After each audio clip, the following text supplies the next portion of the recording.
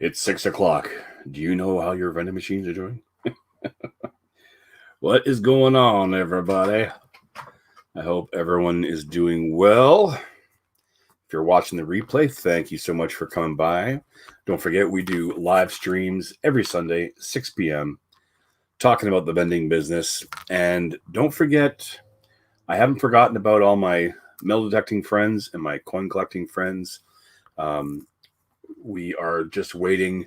We are on a stay-at-home orders, so unless you're exercising, I guess you can argue that you're exercising when you're metal detecting, but I'm not like one of those guys, hey, what's going on, Jeff? I'm not one of those people that will rock the boat, so I'm just going to wait on doing some metal detecting videos because I can get out with the vending business because it's considered, I guess, essential, kind of, because I'm providing food.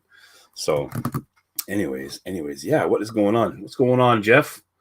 Yeah, what is up? So I got just finished my tea. I got a beverage. I got some snacks. I got all my props here ready to go. I'm going to talk about a bunch of stuff in the vending industry. Like I said, if you're new to the channel, please hit that subscribe button. We go live every Sunday, 6 p.m. I did 5 p.m. last week, but people were coming in closer to 6 o'clock. So I'm guessing people are just getting back from work or just finishing dinner. So I thought, you know what? I'm going to wait till later on. So we're just going to hang out for a little bit. I'm going to let those notifications go out that saying we are live. I'll talk to my buddy Jeff for a bit, have a smoke with him. So what's up, man? How's the new map room, that's in your new kind of forever home right now? Or is that just temporary? Is that back at your dad's place? Or is that a new place?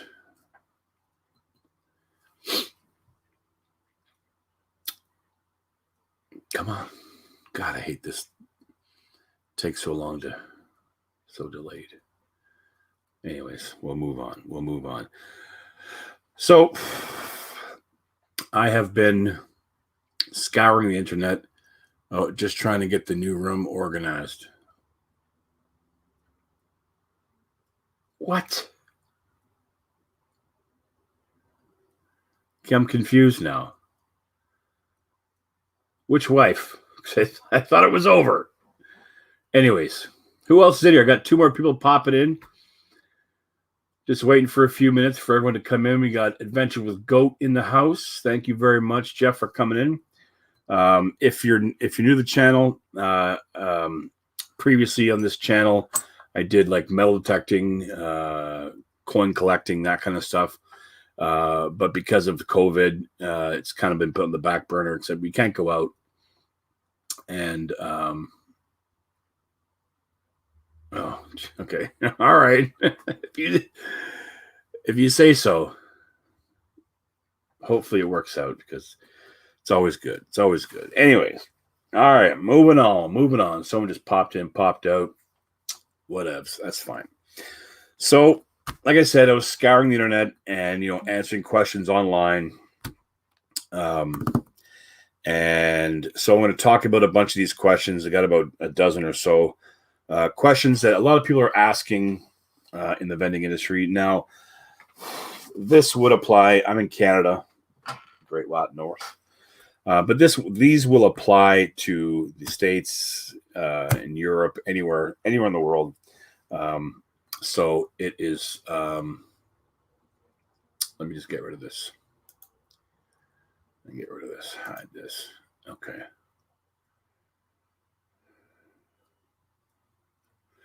Yeah. So I got a bunch of questions, and we're going to go through them, talk about them. If you have questions, feel free to ask in the chat, or if you're watching in the replay, comment down below. If you have a question, you can send me a quick email right here, York Region Vending Solutions, gmail.com, and ask away. But if you have questions, feel free to ask. Hopefully, I've been spamming all over Facebook with this stream, and a lot of people were interested at asking questions and that. So I answered their questions, but I also said, hey, we're going live at 6 o'clock and every Sunday. So come on by, hang out, say hi. Everyone in here, well, except for Jeff, I guess, is in the vending industry so far. So the questions that I found online that people were talking about, I saw one in regards to bulk vending. The question was, is it worth to add cups to the vending machines? Now, I've been around since the 70s, and cups on machines are very few and far between, and they never had cups when I was a kid. So, but the one thing you got to keep in mind, it's a good, oh, who's this? Michael. I hope that's you're one guy in here, Michael. I just sent a message to Michael. Hopefully you come by, hang out for a bit. But the one question was, is it worth putting cups on the bulk vending machines, like for peanuts, stuff like that? In my opinion, it's good for a customer. Hey, Casey. Oh, hey, how's it going, buddy? Casey Michaels. Was it Michael? Is your first name or last name? Casey Michael. I'll just say Michael because that's what I did it by. So anyways, yeah, thanks for popping in. Appreciate it, man. Appreciate it. If you're not subscribed, you know what to do, man. You know what to do. Anyway, so we're in Canada, by the way. But all these questions are geared towards the vending industry as a whole. And they'll work no matter where you are because vending machines are all the same. So the one question was adding cups to the bulk vending machine when it comes to peanuts and stuff like that. It's a good idea, if you had like a 2-ounce ramekin, the plastic ramekins. I've been in just to give you a little bit of a background. I've been in the vending industry. I started 25 plus years ago. I worked at tennis courts. I did maintenance for tennis courts, and I was pissed because all the vending machines, well, they're only pop back then, and they were never always out of stock. So I went to the guy and I said, "Listen, man, there's never any stuff in here. What's going on?" "Oh, we don't have time." Blah blah. I'm like, "Bing, I'll do it." So there were 6 tennis courts, and that's how I got into vending. Fast forward about 4 or 5 years, the company was bought out, and they wanted the machines out. So that was that. I moved on. My background is in the culinary industry, yeah. So going back to the question, service. You want to provide a good service, but you got to keep in mind this is an expense that you have to keep in mind. Now you can't change the price on the vending. I mean, I guess you could switch it up to like a loony mechanism, or well, we're in Canada, so a dollar. Okay, Michael's your middle name. All right, cool. So you got to keep in mind that is an expense that you probably can't recoup. So unless it's in a specific area where they request it, either you do it and just kind of eat the cost. If it increases your sales, it's a good thing. But if it doesn't, then you're at a loss. And also, there's no way of keeping them from being taken from anybody. So keep that in mind when you're thinking about adding cups to the bulk vending machines. Now, for full line vending machines, if you offer a coffee service like the Keurig, I don't do it, but I've seen videos where people will sell the Keurig out of their machine. They've taken the cups out of where the sugar is, the stir sticks, the lids, and they will put that in beside the Keurig cups, reduce the price of the Keurig by a quarter, and then add the cup for 25 cents or whatever you want to charge. That way, people aren't stealing your cups just for you want to get a glass of water from the tap. Then you're. Oh, thanks, Jeff. I appreciate it.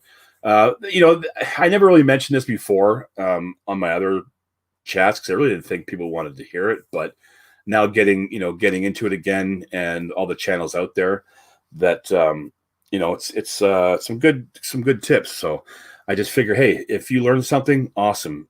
If you pick up something in the chat from somebody else, sweet. Sundays, all my locations except for one is closed, so Sunday's my day off, and hanging out with you guys. So, but yeah, so add the Keurig, whatever you charge. Hypothetically, if you charge $1 normally, and the cups are off on the counter with the stir sticks and stuff, put the lids and the cups inside, so you don't lose money on those. Charge 75 cents for the Keurig, 25 cents for the cup and lid. That way they're not just stealing your cups for water or whatever, and you're not losing money. So I hope that helps with that. Another question was asked is using Facebook Marketplace to advertise. Good idea, bad idea? Now, I use it. I have got a lot of inquiries about it. There are some people that were kind of going back and forth. Nothing solidified as of yet, but the majority of the locations that I have, which is about 12? Yeah, roughly around there, is just for me sending emails, cold calling, and just going into locations, talking to them, bringing some information to them, introducing myself, saying hi. My name is CJ from York Region Vending Solutions. Do you guys have vending machines to offer your clients, your employees? And usually they'll say yes. If they say yes, then I always say, are you happy with the service? First I'll ask to talk to a manager or owner or whatever. If they say yes, they have machines, don't be discouraged. Say, well, are you happy with the service? And don't, a lot of people, they'll say, well, I'll beat their price. And that's just being kind of cheap, because obviously that guy is in your area and I'm sure you're going to bump into him. If they get the machines out, you bring yours in, they'll find you. They'll find you. So it's a small community, and but I mean, if you're not providing a good service, you're going to get kicked out no matter what. So just in the chat there, let me know. I know where you're from, Jeff. Let me, Michael, where are you from? Any notes in the chat? Let me know where you're from so we can kind of, just so I get an idea of who's watching. But I use Facebook Marketplace to buy machines. It's a good place to look for machines for cheap. But I also advertise the service. Brooklyn, New York, right on. You're not far from me, man. I'm just in Toronto, so you're not too far. Hopefully you're all keeping safe down there. I know you guys are having kind of a rough time down in the States there with COVID and all that. But I mean, you guys have 10 times the population as we do in Canada. So we got like 320 some odd million people. We have like 32 million or something like that. So, but yeah, so I use Marketplace, and I post in. I try to stay in my area. In my area is considered York Region, and there's boroughs like you guys in the States of about 12 different boroughs within York Region, roughly around there. So I will post in those groups on Facebook Marketplace. People do answer more. Yeah. It's I my heart goes out to those people that have dealt with it and had losses in their family. But my wife hates it when I go out. Even if it's to do vending or shopping, she hates it because my son is compromised, so he can immune compromised. So but I'm double masks. I actually have one of those ones. I've worn it a couple times because there's a lot of people, but one of those masks that covers this, and it's got the two filters over here. But yeah, people stare. Like in the beginning, people thought I was a lunatic because I had that, but now it's like, Now with all the variants, you can't take any chances. So I really don't care what they think. It's like, I'm not going to, a year and a half ago, if you walked around with a mask, they thought you were like, you had the plague or something. But now it's just a normal thing. Everyone does it. So, but yeah, Marketplace is a good place. It's free. Why not? If you get one, you grew your own mask. Oh, your beard. You just pull your beard up and cover it. Yeah, that's hilarious. But yeah, Facebook Marketplace. We also have Kijiji. It's kind of like Craigslist. I know Craigslist has had a bad rap with some lunatics, but just be careful when you're posting, especially when you're buying machines. I've heard a lot of horror stories where people go and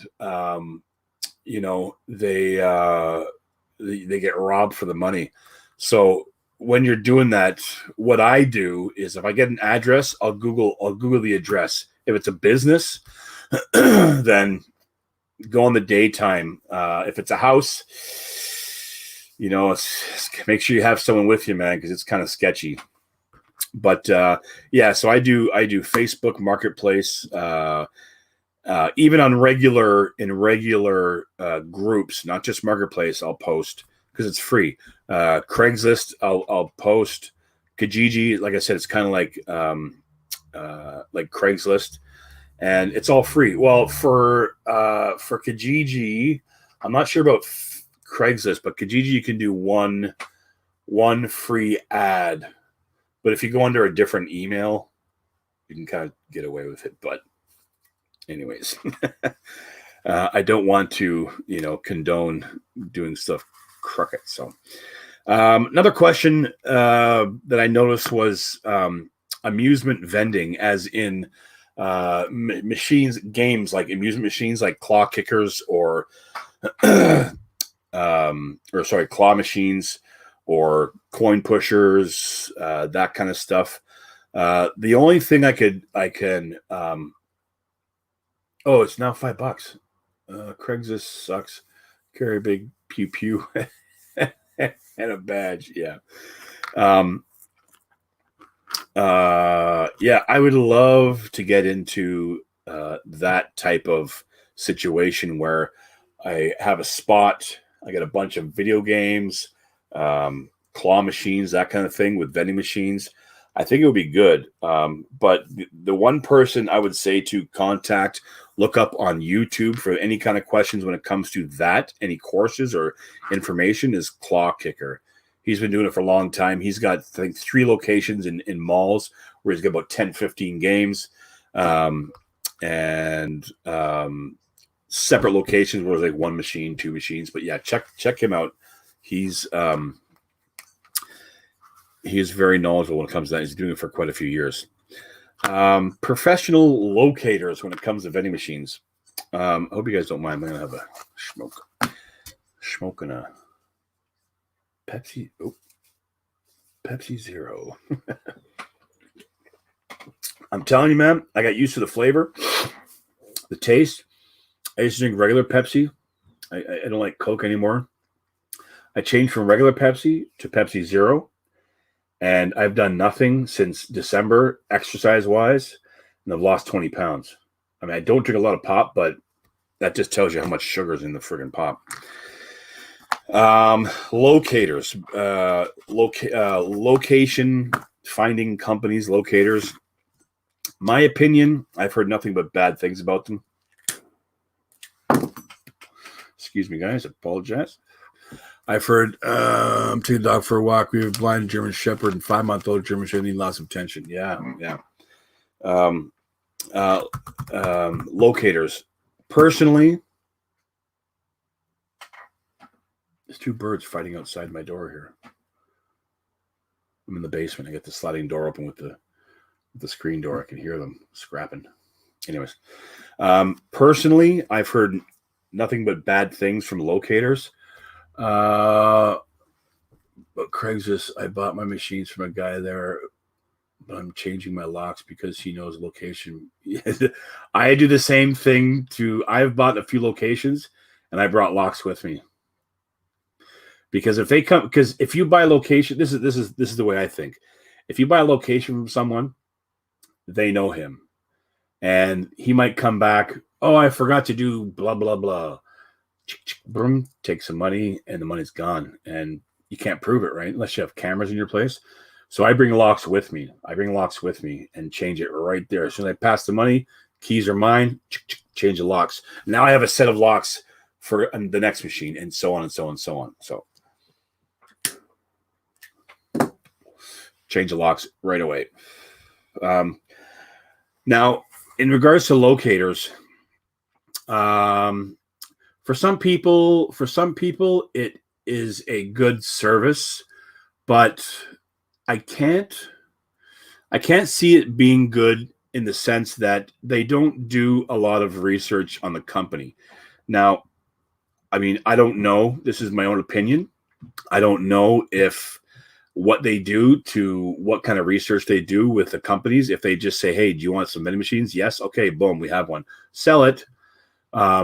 Because I like to go myself. Some people can't do it. Some people are scared, or not scared, but just shy or nervous. But you just got to do it.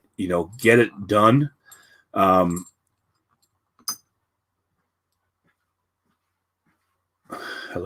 Oh, we have a visitor, folks. We have a visitor. It's my beautiful wife. But she's not coming on camera, though. She hates going on camera. What? Oh. One day I'll get her on. One day. Say hello. No, thank you. Oh. Hello. Hello. You don't know if they're going to do. You don't know. Sorry. You don't know what they're going to do. Do they ask how many employees there are? Have they had vending machines before? Cameras inside my machines. Does anyone else did this before? Michael Casey Michael says hi. Hello. He's from Brooklyn, New York. Brooklyn's in the house. I was just gonna say that. I don't know how old you are, but that's what comes to mind. Old school, back in the 80s. You know what I'm talking about.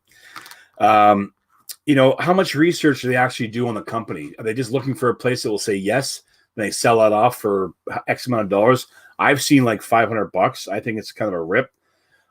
Personally, I would say save that $500 and just drive around, because you're not going to spend $500 in gas because, that's a lot of money. And one, you get to meet, if anyone ever did do that, I would say I want to talk to the owners first before I give a dime. But a lot of them won't do it. A lot of them will not give you the contact information where it is unless you give them a deposit. That's kind of fishy in my books. But anyways, so I've done all my own stuff. I have found locations on my own. I have purchased a couple of locations already set up. And, I just do it all myself, and it works out. Another question that has come up a lot on different streams, on chats, on Facebook is, what do I do? Do I buy the machine first, or do I find the location first? In my opinion, get the location first, but have a company on standby that that they have units, machines available. So when you're ready to pull the trigger on that location, boom, you go get it, they deliver it, you're all good to go. Another thing too is, if you buy a machine and, hypothetically or whatever, you don't know where it's going to go. So some location, it might not fit in the door properly. It might not get in somewhere. Yeah, I do too. I find them all myself. But you might not know the location. So meanwhile, you have X amount of $1,000 sitting in your garage or in storage or whatever, waiting to find a location. So, get, in my opinion, location first, but always have a company on standby that have units. And then I always measure the door. I wherever I think I'm going to bring the machine in, can it fit through that door? Measure it. That's the measurements. Or if it's a big garage door, then you know you're fine. But if it goes into a staff room, measure the door. Always measure the door, and then you know what you're working with. So when you call the company to pick up your machine, say this is the door it has to go through. What do you got? Snack machine, pop machine, or a combo. Then you know what you're working with, right? So that's my take on that one. A little tidbit that I learned over the past couple days watching videos on YouTube. Do you know that in Japan there is one machine for every 23 people in Japan? I'm sure all you guys watch YouTube videos. Type in vending machine Japan, and it is insane how many vending machines are in Japan. It is crazy. 23 machines one machine for every 23 people in Japan. I don't have a company on hand. If you can suggest one, that'll be greatly appreciated. Well, I'm in Canada. You're in US, New York. The company that I would suggest would be to the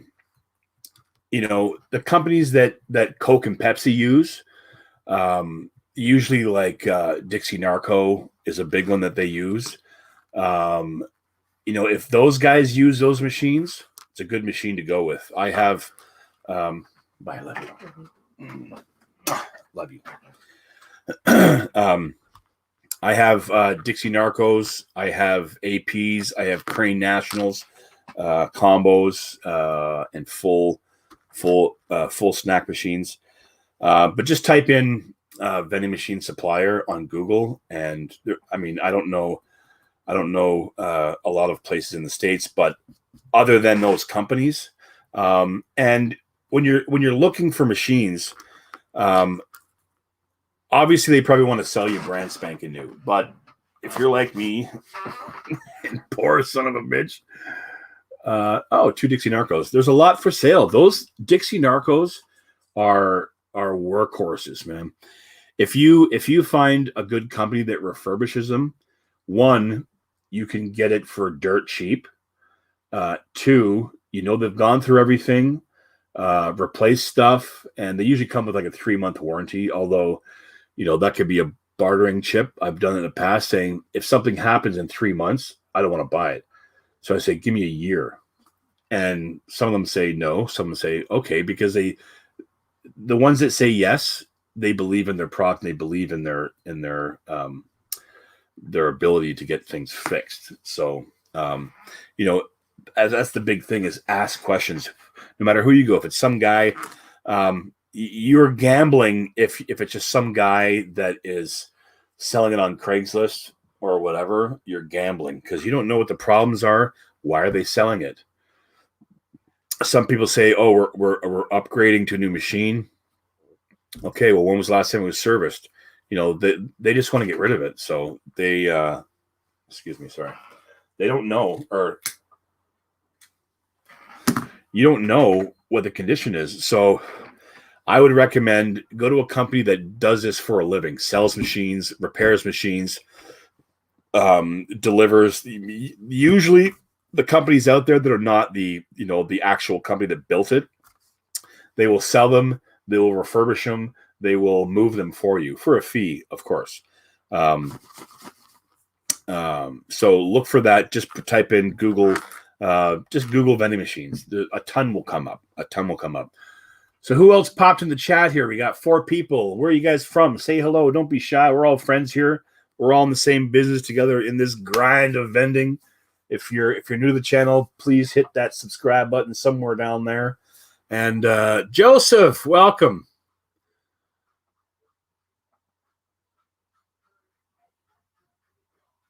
Oh, Joseph, what a great question. Joseph asked, if you didn't see it in the chat there, Joseph asked, what is the future in vending in terms of technology? AI, big data, cloud-based management, machine learning. You know what?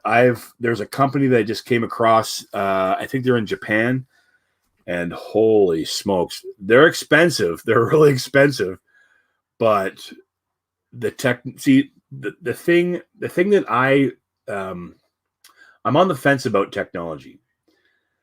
Just for me, it's more things that can go wrong, but it's a amazing time saver. The one let me see if I can find the channel here. Bear with me, guys. And you can subscriptions.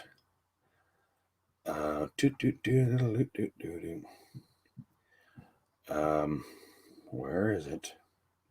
I can't find it, but I will put it in the description after. But there's machines out there with touchscreen, and you can program it where it shows each product for that slot, and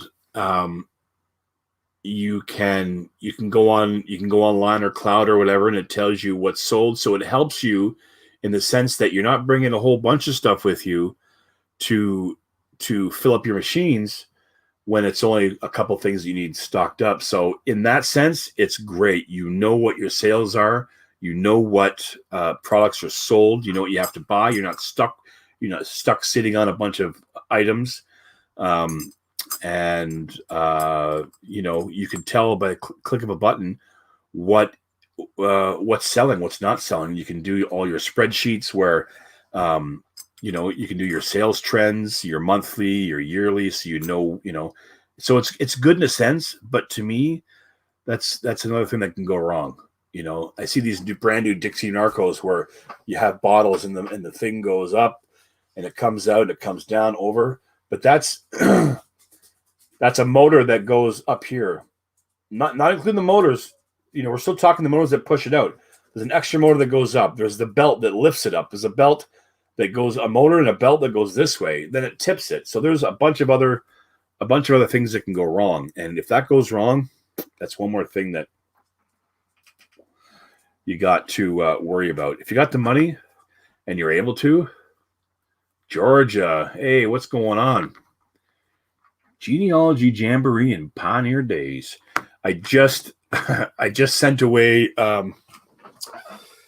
Ancestry, the DNA kit about a month ago. I'm still waiting for that, but I heard some kind of sketchy stuff on that. I watched a video on YouTube, of course. That I saw this one video where two twin sisters sent into the same company and they got different results.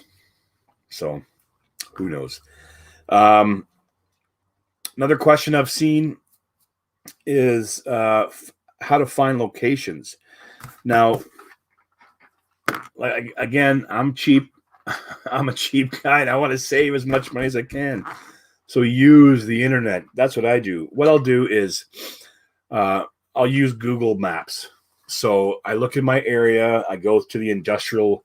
Majority of my my locations are industrial companies, factories, that kind of stuff, because they have 2 and 3 shifts, if not 24 hours.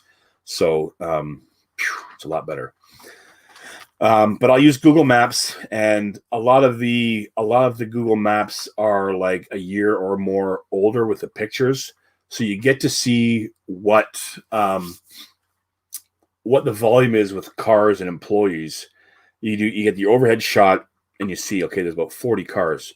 You check the date when the picture was taken, 2020, so you know, okay, there's 40 plus cars. Now, at least there's going to be 40. Now, obviously, with COVID, it's going to be down because a lot of people in the office, they work from home. And that's another huge thing that you got to keep in mind when you're looking for locations is, how is COVID affecting them?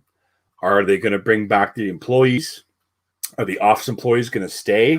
I've seen this time and time again on a lot of my locations and just videos that I watch, where as soon as COVID hit, if majority of the company is like, let's say, a call center. I just watched Adam on Hill Vending, and he mentioned that he was discussing call centers. All these people are working from home, and then they downsized their office, and do something smaller where it's just, it's not as big. Like there's a company right behind me that they probably have 300 employees. They're all on call or like a call center. But I'm not going to go in there because COVID totally screwed that over. So you got to keep that in mind when you're looking for locations. And then what I'll do is I will either go there. I can't right now because we're on a stay-at-home here in Ontario, Canada. So, but I'll email them. I'll email, and email is hit and miss. When I had my catering company, I probably emailed sent out hundreds of emails a week, and it's going to be the same for vending. Vending's probably even worse, where you send out 100, you might get 1-2 replies, but that's just the way it is. And if you're not confident enough to go out face to face, if you're shy or whatever, it's a good way to, or even call. It's a good way to get it out there. Now, but if you don't go in person, they might just not even reply and just delete it, kind of thing. Hey, Numus Maniac, how you doing, buddy? What's up, Patrick? We're talking vending today. Vending, as you know by the thumbnail. But if you go to the location, one, it's not just a faceless email. You get to talk to someone, gets to talk to the person in charge. It's like, hi, my name is CJ from York Region Vending Solutions. Is there a manager or an owner I can talk to? Yes or no, or they're busy. I'll say, okay, great. Do you guys have a vending service here for your staff, for your clients? Yes or no. If they say no, say, okay, great. Well, we're placing free vending machines. We can place a vending machine at your location free of charge, other than them purchasing the product. And I'll leave you some information. I didn't have it with me, but I just have a basic printout of information. I have a general. I don't have a list of every single product, but I have the different categories. So I'll have, snacks, chips, gum, mints, candies, pop, this, that, juices. And I'll also I have a thing where it shows healthy snacks, because a lot of people, they want that option. So there are some healthier snacks out there that you can offer. And some of my locations, they want that, and they do pretty good. So, I offer it, and it's not that much more expensive where I'm losing my shirt, but, so I offer that to them, and they appreciate it. So, and that's the other thing, going back to service, you want to give them what they want, right? And I always ask them, one of my locations I just got about 2.5-3 weeks ago, they asked for healthier products. So I didn't, I gave them kind of a rundown of what is available. And they said, yeah, we love it. And I told them, we'll switch it out every once in a while just to see what sells, because you don't know what's going to sell, right? Trying to stay warm, yeah. Casey goes, I made a mistake and not let machines run for 25 minutes before I bought them. My first location had to fix the compressor. Oh, well, I mean, yeah, you learn from it, and now it's got a brand new compressor. So it might have worked. And then 5-10 days, a month down the road, and you're full of product, right? That's one reason why I will not purchase a ice cream vending machine or frozen product, because if the power goes out or something goes down, all your product is gone, wasted. So yeah, that's the kind of stuff that I do for finding locations. Like I said, I'll email, I'll call. I prefer to go in person. Hey, Joe Korea? Is that how you pronounce that? Joe Korea? I'm not sure. Joe Korea, I believe so. Joe Korea Boyd, how you doing? Where are you from? Let us know where you're from. I'm in Great Watt North in Toronto, Canada.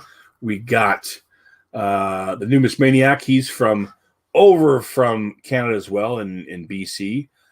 Jeff, I don't think he's still here. He might still be here lurking around. Jeff is in Colorado.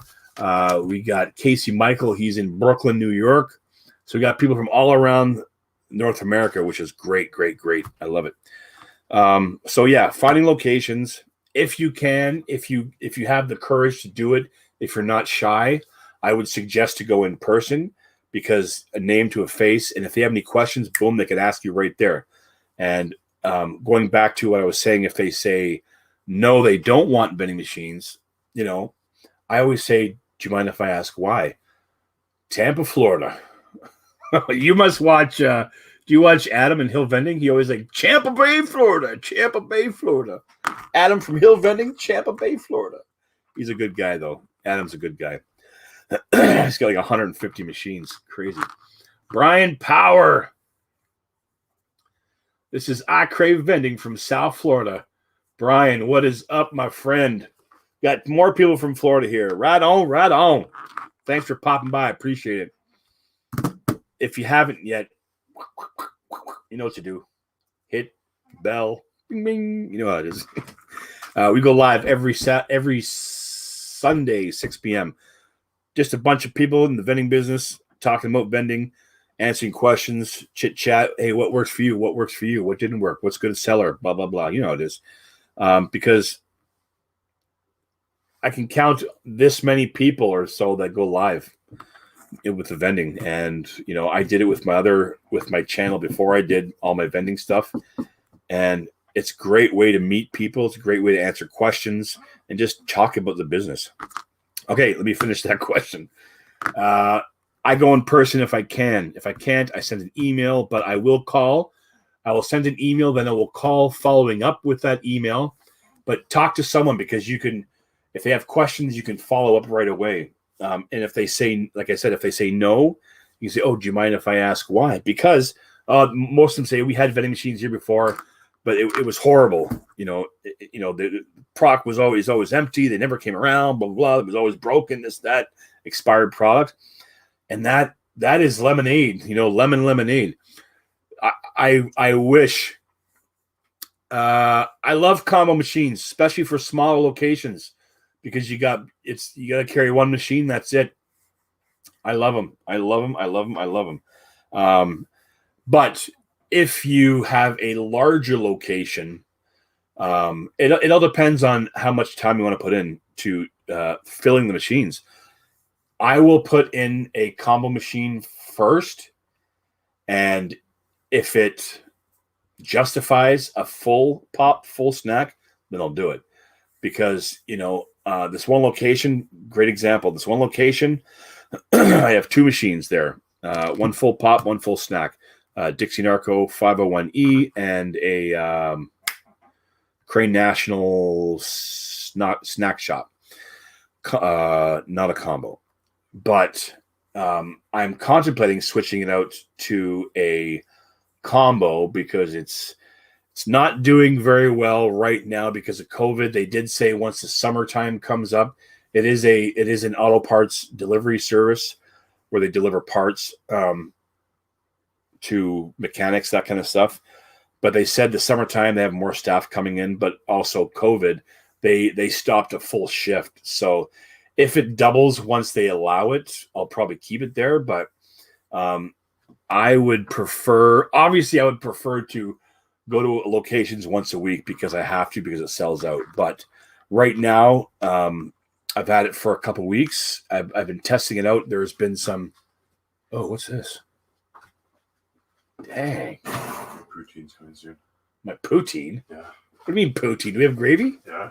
What? My son's making me hamburgers and poutine. Sorry, poutine, if you're from Quebec.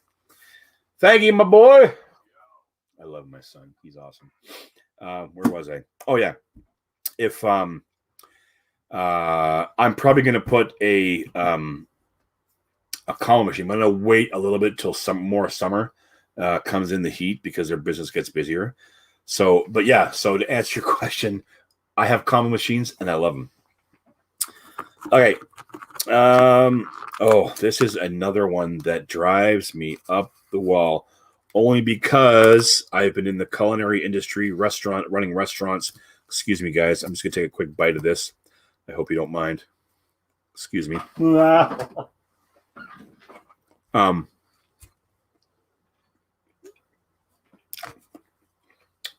a management point of view, people, I see these videos. Oh my God, sorry.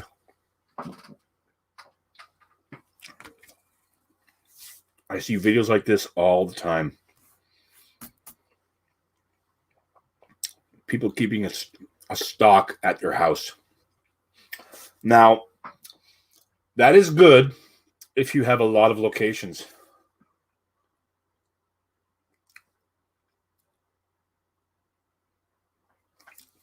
That is good if you have a lot of locations. Adam from Hill Vending has got 150 machines. That makes sense. He's got skids of pop, cases of stuff. But if you're like me and, 10, 12, 15 machines / locations, whatever, depends on how many locations you visit per day or when you go, or how big if you're just doing out of your car, but I can't stand seeing these videos of people. Oh, look at my stock. Woo! Look at all my stock. Yeah, that's great. Jaime Ibanez, I think it's the last name, Ibanez. He had a video where he had his stock in his garage, and before it got there, I'm like, I think he's in Texas, and I'm like, dude, all your chocolate's gonna melt. What's wrong with you? You have no air conditioning in your garage, and he had the chocolate right by his door. So later on in the video, his friends came to check out his wicked garage with all his stock in there, and they went to grab a chocolate bar. It was all melted. I'm like, look at that junk. Wasted, all gone to waste. So in my opinion, don't do it. You're going to have stock anyways, because when you're filling up a machine, you're going to have the oddball here and there of extra stuff. That's okay. Obviously, you have to go outside, pups. Sorry, my dog's got to go outside and go peeps. It's a whippet, by the way, if anyone cares to know. So, in my opinion, there you go. Get out of there. Get. In my opinion, if you have a lot of machines, go nuts. You'll go through it. But if you don't, do not. I wouldn't suggest stocking up in your house. Make the trip to the store before you go to your units. I have a supplier that I go to that's on my way to my locations, so it works out. I have some stuff in my car, but it's only leftovers from a case that I'll keep in my car, but I have coolers. Let's check out the chat here. Googling what the heck is poutine. Oh my God, Brian, where are you from? Poutine is French fries with cheese curds, but it's got to be from Quebec. If it doesn't squeak when you're chewing on it, it's not good. Cheese curds and then gravy. Oh, it's really good. It's really good. Yeah, type in poutine and you'll get the down low on what that is. Yeah, it's good. Sorry, guys. I apologize, chewing in your ear. That's why it wasn't true. $120 is not bad to repair if you know when to install it. Going to help you save money. Yeah. I don't mess with the coolant refrigeration. I don't mess with the motherboard. Other than unplugging a couple screws, plugging back in, I'll do all that stuff. But when it comes to the coolant refrigerant, I don't want to mess it up because technically you need a license to do that stuff. Well, here in Canada you do for the refrigerant. And luckily I have a friend that's in heating and air conditioning, so I'll call him up if he's not busy, and I'll pay him. I'll pay him because it's his job, right? I'm taking away from somebody else. Oh my God, Brian, you're missing out, brother. Yeah, so don't you might think, oh, I got, look at me, I got a big, one, you got to buy shelves for it. Two, we got 9 people in the chat. Say hello. Where are you from? We are broadcasting from Toronto, Canada. One, you got to buy shelves to keep it off the floor because you don't want crap getting there. And if like some people that have it in a storage unit or in their garage, you might get mice. So keep it like 6 inches off the floor to get those rodents out of your stuff. But I wouldn't do it personally. I don't do it. I have a couple things. You'll look for that Poutine on Amazon. You have DoorDash? If you have DoorDash or whatever, type in Poutine. You'll find it. It's very good, my friend. It's very good. I suggest you to have it somewhere. So yeah, I wouldn't keep a stock other than the stuff that's left over when you're filling your machines. That's your little stock anyways. Now I wanted to show you this here. I kept this. It was in my my little chef kit. I have this. It's used to clean the coffee lines in the coffee machines. And I kept it for one reason, because I've seen a lot of videos out there that the coins are getting jammed. People try to scam, put tape and stuff, and just dirty coins. So this works perfect. It's very thin. Let me see what I can show you here that will. So here's a dry erase pencil or pen. So the rod is really thin, so it fits down that coin slot perfect. And I clean it out. Clean all that stuff out because you don't want to put water down there. This works great. So if you can find something like this at like hardware store, use it and clean it out. I do it once a month.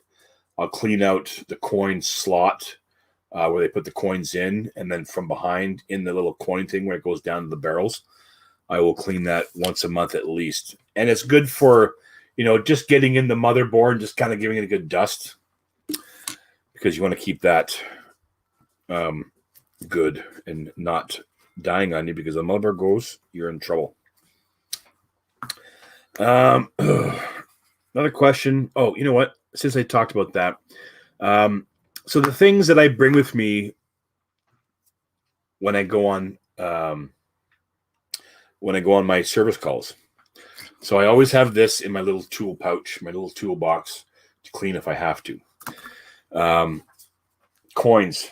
Always bring coins. Now, I watch these videos and they're doing coin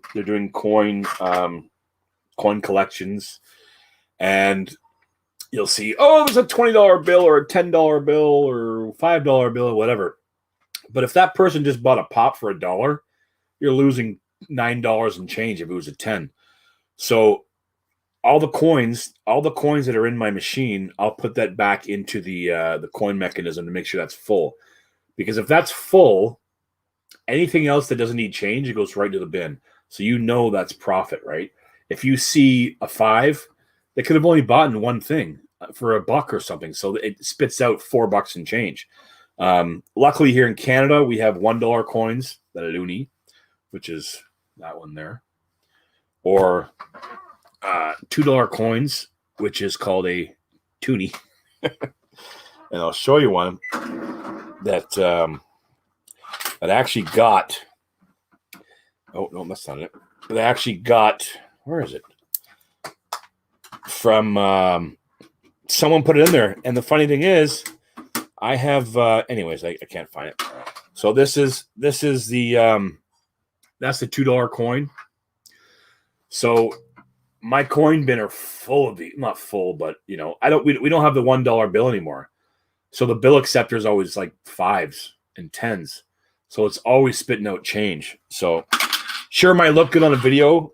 Look at this big stack of ones. Meanwhile, it's like $40 or $30, but it's all ones. My machines are all 5s and 10s. So the stacks aren't as big. That's why I don't put videos that are like show them stacks. $1 coins. Oh, okay, yeah, the States have $1 coins, correct. Where'd it go? Here it is. Speaking of coins, Actually, I won't bring those up. I got like $180 in US 50-cent pieces that I was going through looking for silver, but didn't find any. Where were we? Yeah, so talking about what I bring with me. So I always have change. I always have my phone with me, obviously, take pictures. What I'll do is because I only have card readers on a couple, and it doesn't tell me exactly what's sold. They're pretty much old machines. When I go to fill up, if I don't have something, take a picture. Then you know for next time, there's only a couple left to bring it next time. Change. Always bring change, just in case. This thing here. If you don't have the little ones that can sit in the fridge in your pop machines, tell the temperature. I have one of these things. Sorry about that. This takes the temperature. Every single time I go to my pop machines or combos, I check the temperature, and I'll keep a log so I know, because if something goes wrong, they'll stop buying. What else? I have my toolkit. I usually just have one of these things, a multi-tool, because it has pretty much everything, unless you have to change out like a coin mech or something, then you bring in the whole toolbox. But I always have one of these with me. And like I said before, this thing to clean out whatever. And you got to be prepared, because depending on where your location is, if you're driving all that way and you're like, oh my God, I forgot. Blah, blah, blah. I just leave it in the car. I don't bring it in the house. I leave it in the car. Sorry, 1 second.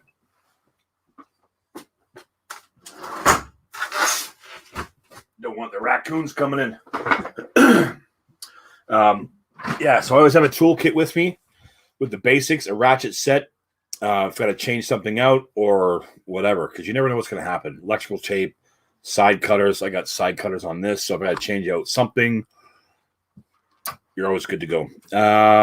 Buying used vending machines as opposed to new was one of the questions that I notice a lot of. Now, again, if you got mommy and daddy giving you money, whatever. I don't. So a lot of my stuff, actually all my machines are used. I bought used. But the ones I bought off location, sorry guys, I bought from a reputable company where they sell, refurbish. They'll also deliver. When I'm looking for a machine, first thing I'll ask is, do you have this machine, combo, whatever? Yeah, we do. Do you guys deliver? No. Sorry, bye. Most places do deliver because they charge whatever, $100. That's more money for them.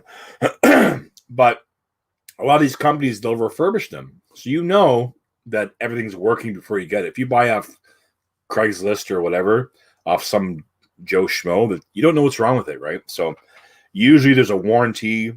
I always kind of dicker with them to get a longer warranty, because I'll tell them, I say, listen, if something happens within, usually it's 3 months, 90 days warranty.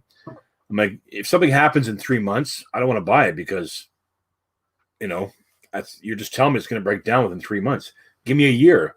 If they stand behind their work, they'll say, yeah, sure, I'll give you 2 years, because they know nothing's going to happen, right? So most of these places that I buy from, they'll just switch it out. They'll say if it's an original compressor, they'll just swap it out. Check the motors, clean it, and it's all clean, good to go, and you're good, right? So if I had the money, if money was not an issue, of course I'd buy brand new. Who wouldn't? Because you got the warranty, you got technical support from the company. The place that I get my machines from, I can call them up whenever I want. Unless they have to physically come to location and do something, they won't charge me. And they'll say, "Oh yeah, just do this, that." Oh yeah, we're okay. All right, we're good. Thank you. Click, and you're done. But if they have to come out and change something or do whatever, then they'll charge you. But the place that I get it from, they if they're available and talk on the phone, they'll talk to me, and I appreciate that. And that's good for them because the next time you want to buy a machine, you're going to them, right? So,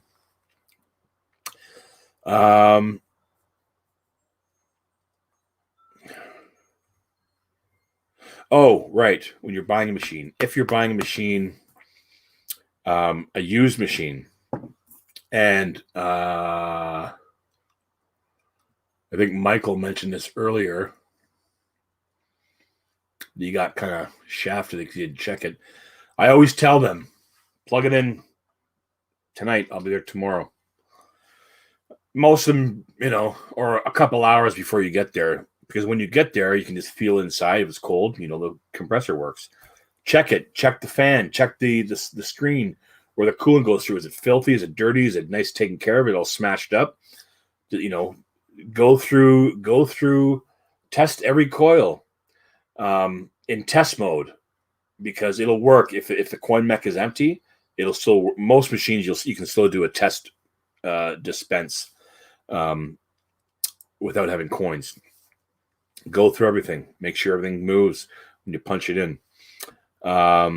Check the coils. Oh, and if you do have the change, you'll have most of the older ones. You'll have to fill up the nickels to so you're able to get the change out. But just bring a couple quarters down nickel and then just hit the button, see if it comes out.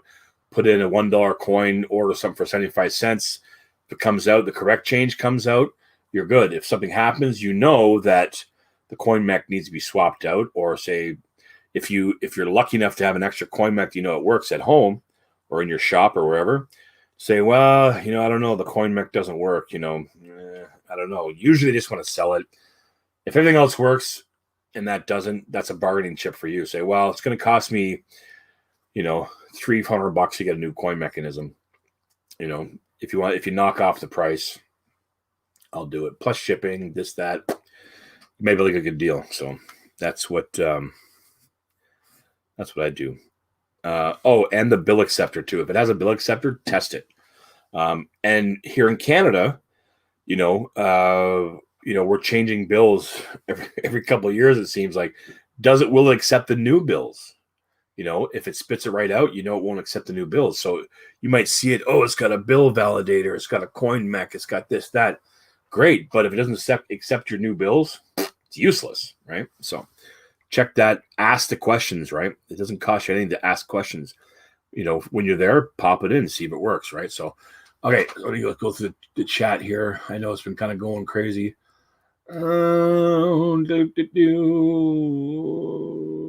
Future vending meter stick. Yep, I got that one. I crave vending. What a great name. I'm gonna see if that is. I'm gonna write that down. I'm gonna check that out. Brian, do you have a YouTube channel? I crave vending. Sorry, I'm just scrolling down here. A lot of people with this. Yeah, I see a lot of people have them for sale saying not cooling. If you have a good guy that'll fix it, it'll give you a good price. You might be able to wheel and deal. Tell him, listen, man, if you want $500, I'll give you $100 and take your problem away from you. But if your guy's going to charge you $175, you got a new machine. You got a good machine, right?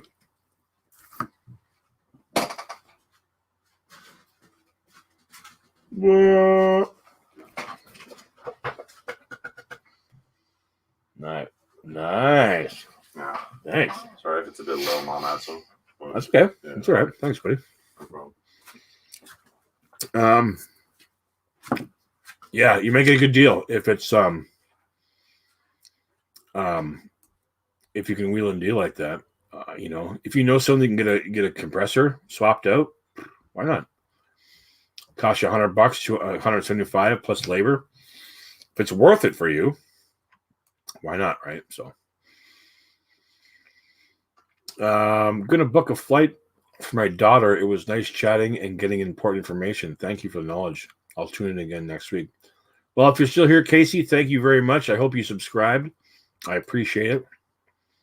And good luck with booking that flight.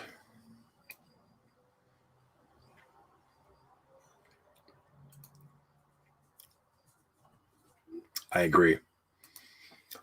I mean, you can always feel it. You can always feel inside too. Just open up, pull a pop out. If it's cold, you're good. But I always I had this from my chef days. I've been a chef. Hey, get away from there.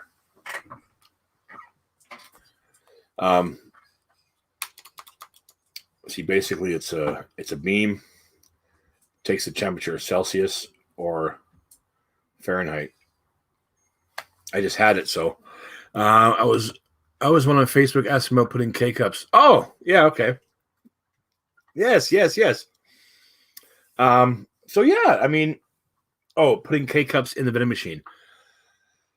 Yeah, depending on how your service is with that company, because if you just bring the product, put on the counter, and say, but the problem. Do you have a vending machine there already? At that location, and a separate Keurig machine? If you don't, then you might have an issue, right? So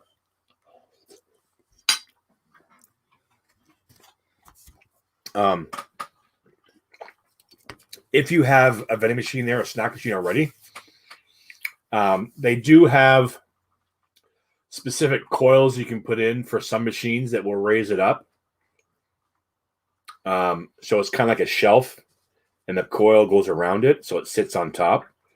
What I've seen people do is they will put the K-cup in one, depending on how many different flavors you have, line them up, and on the end, they'll put the cup in the lid. Reduce the K-cup price by a quarter, put a quarter with the cup and lid, because it's going to cost you money, right? If you have it on the side, if you have the cups and the lids on the side with the sugar and the stir sticks and all that stuff, and they have a water, what are they called? They dispense water. I forget what it's called. I can't think right now. Or just even from the tap, they might take your cup and get it from the tap, right? Why can't I think of it? Come on, help me out here, guys. A water jug, a water. I don't know. Anyways,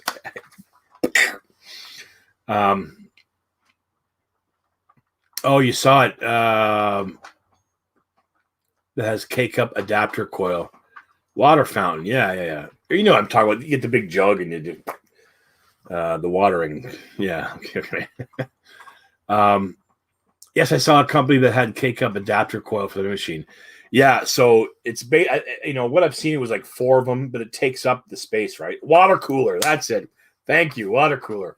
It takes up the space, though. But if you sell lots, then it's worth it. If it's worth it, you're good, right? So, but yeah, these if they see cups on the counter, even though you hope that you can trust them, they're gonna grab it, water, and that you're losing money, right? So I've seen that K-cups and the cup and lid beside it, and at 25 cents. And most of them will probably just bring their own cup anyways, right? But for those that don't, they'll just buy the cup, and you're making your money on that, right? So that is my suggestion. I don't have anyone that has suggested it yet or asked for it yet, but that would be a good thing to do, in my opinion. What else here? Oh, one other question I've seen a lot on is people that sell machines without keys or locks. Now, to me, could be two things. Is they're trying to scam an extra $20 or so out of you. I see these machines for sale they'll show a picture, card reader, bill validator, and your coin mech, whatever. They'll say this machine's $1,000. Oh, but if you want the bill reader, it's an extra $200. If you want the updated bill acceptor, it's an extra $300. If you want an updated coin mech, it's an extra $300. So you got to ask the questions. About this, if you see with no keys, they were built with keys. What happened to them, right? So, oh, okay, good. You're providing machine and the Keurig. The company will provide the cups, napkins, and condiments. Perfect. Then you got to worry about it then. All the better for you, man. That's one less thing you got to worry about. The thing about that, though, is, the cups don't go bad. So if it sits there for a year, it doesn't matter. But,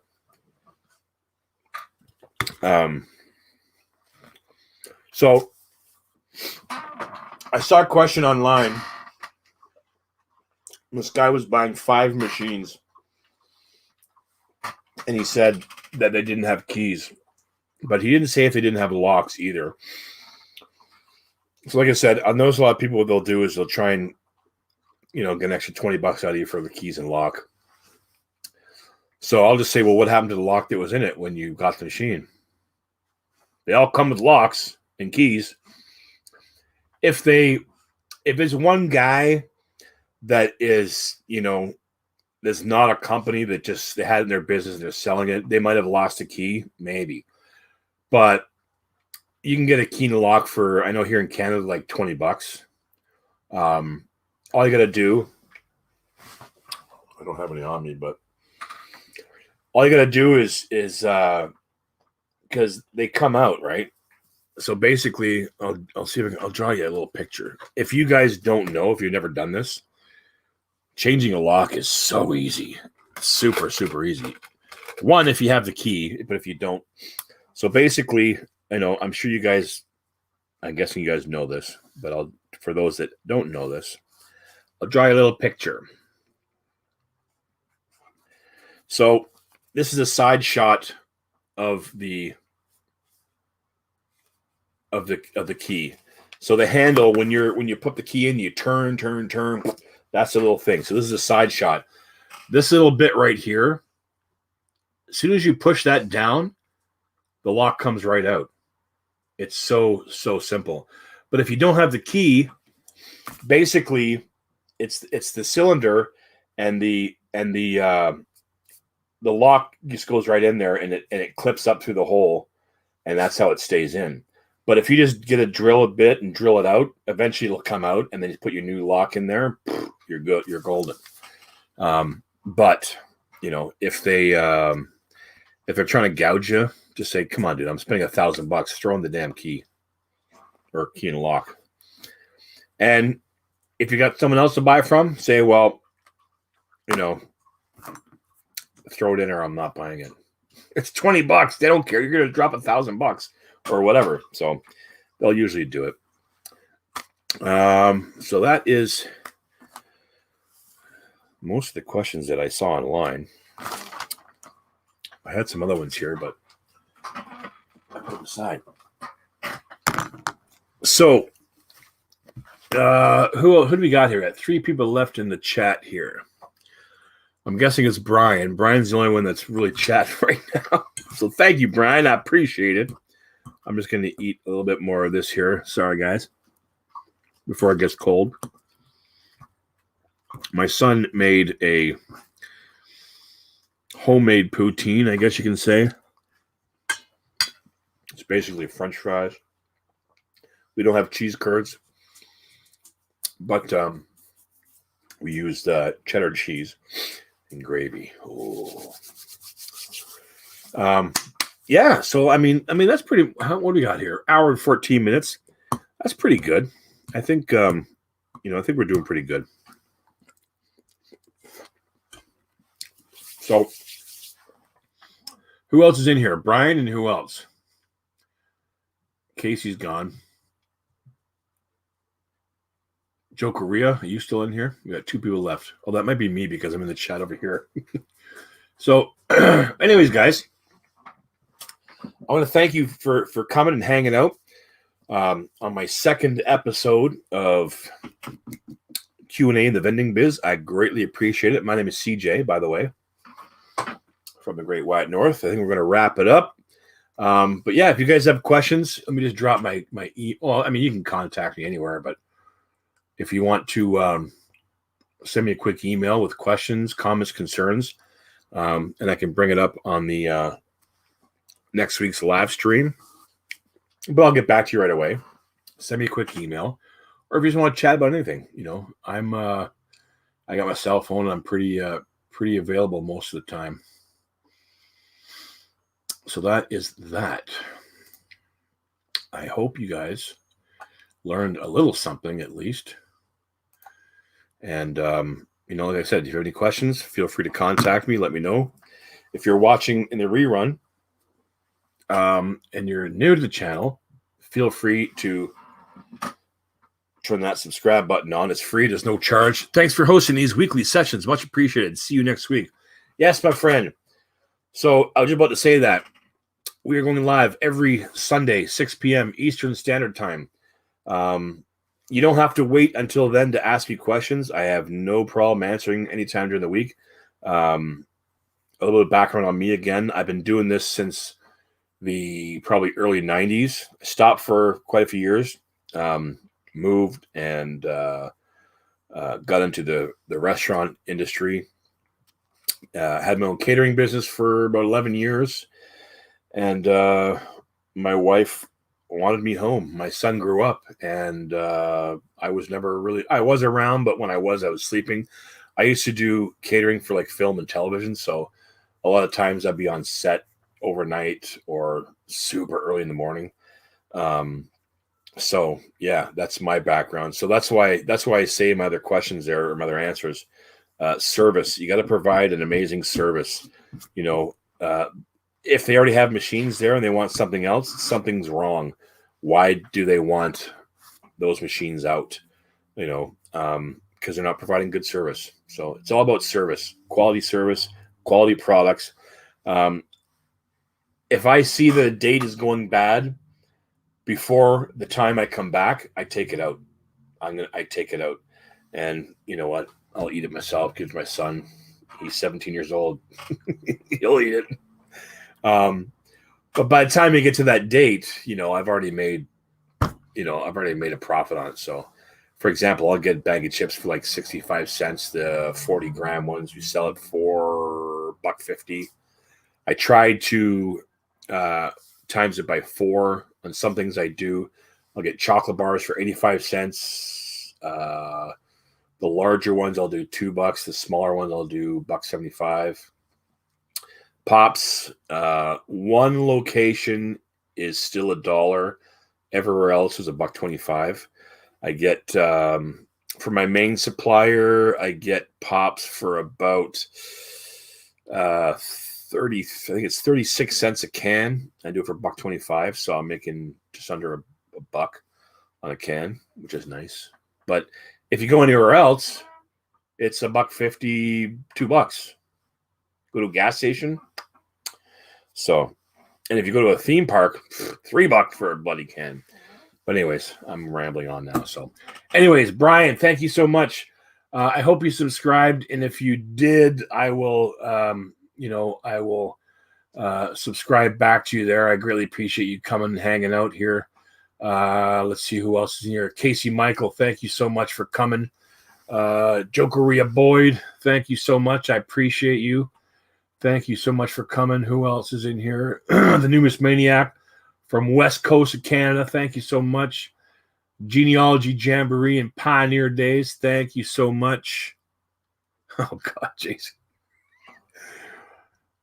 I'm just closing up shop, Jason.